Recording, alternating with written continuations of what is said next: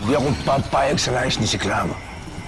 Hindi magpapapigil si Siklab. Kailangan gumawa ako ng paraan para mapigilan siya.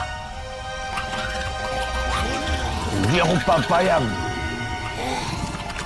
na masira ang ating mga plano ng dahil lamang sa pag-ibig na matagal namin balak ni Volta.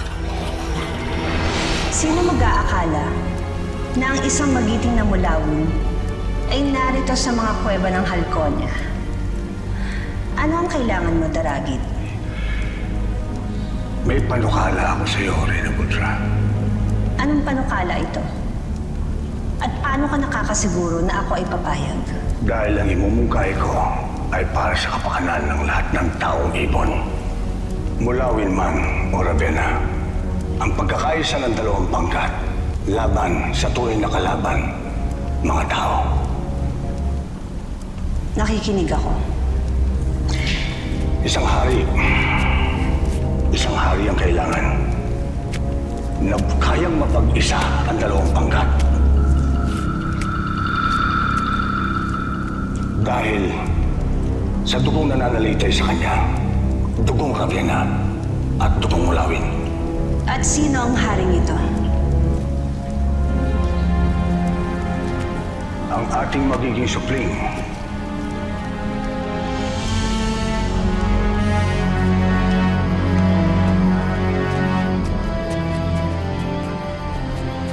Saan madadali ng anak natin? Sa lugar na alam kong ligtas siya. Nasisilayan ko ba uli ang mukha ng anak mo? Sa takdang panahon, Ultra.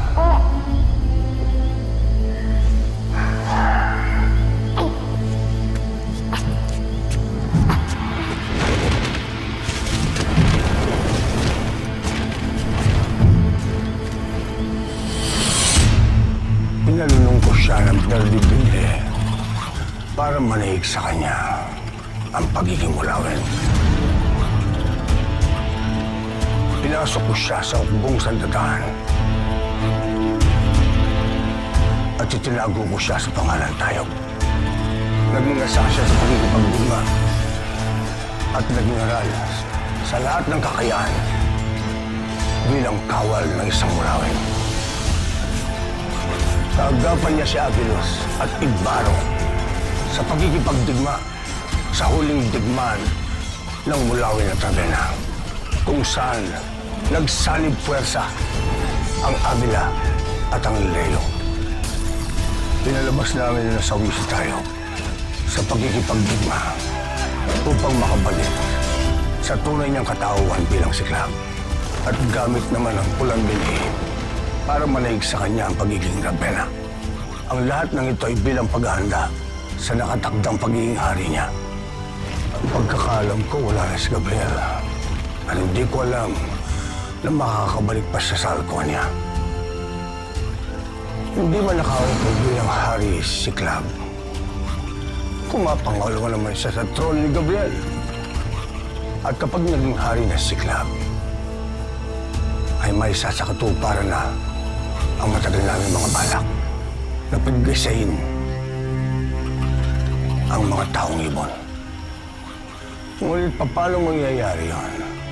Ngayong umiibig pa si Siklab kay Magindara.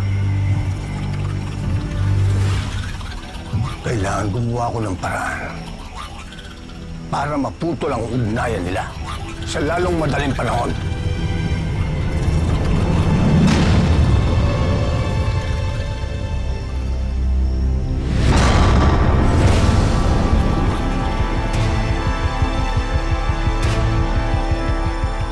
Si Daragit ang ama ni Siklab.